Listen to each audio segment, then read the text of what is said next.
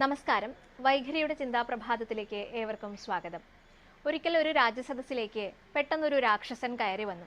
രാക്ഷസന്റെ കയ്യിൽ 3 പ്രാവുകളുണ്ട്.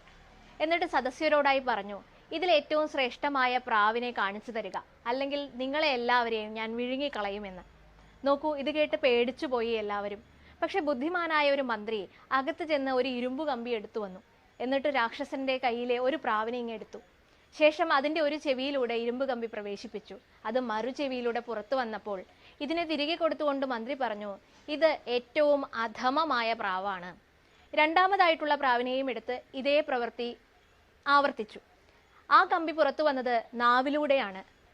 ശേഷം മന്ത്രി അതിനെ തിരിച്ചു കൊടുത്തുകൊണ്ട് പറഞ്ഞു, ഇത് മധ്യമനാണ്. പക്ഷെ ഇത്തവണ ഇരുമ്പ് കമ്പി പുറത്തു വന്നത് ഹൃദയത്തിലൂടെയാണ് എന്ന് മാത്രം. അതിനെയും തിരികെ കൊടുത്തുകൊണ്ട് മന്ത്രി പറഞ്ഞു, ഇത് ഉത്തമമായ പ്രാവാണ്. രാക്ഷസന് ഒന്നും തന്നെ മനസ്സിലായില്ല. മന്ത്രി പറഞ്ഞു, മനുഷ്യരും ഇതുപോലെ 3 തരക്കാരാണ്, പ്രാവിന്റെ മാത്രം കാര്യമല്ല. ആരൊരാളാണോ കേട്ടത് അപ്പുറത്തെ ചെവിയിലൂടെ വൃഥാ കളയുന്നത് അവരെ അധമൻ എന്ന് പറയാം. ഇനി ആരാണോ കേട്ട സത്കാര്യങ്ങൾ വായിലൂടെ മാത്രം പറഞ്ഞുകൊണ്ടിരിക്കുന്നത് അവനെ മധ്യമൻ എന്ന് പറയാം. ആരാണോ താൻ കേട്ട സത്കാര്യങ്ങൾ മനനം ചെയ്ത് പ്രവൃത്തിപഥത്തിലേക്ക് ആവിഷ്കരിക്കുന്നത് അവനെ ഉത്തമൻ എന്ന് പറയാം. രാക്ഷസൻ സന്തോഷത്തോടു കൂടി മടങ്ങുകയായിരുന്നു. നമസ്കാരം.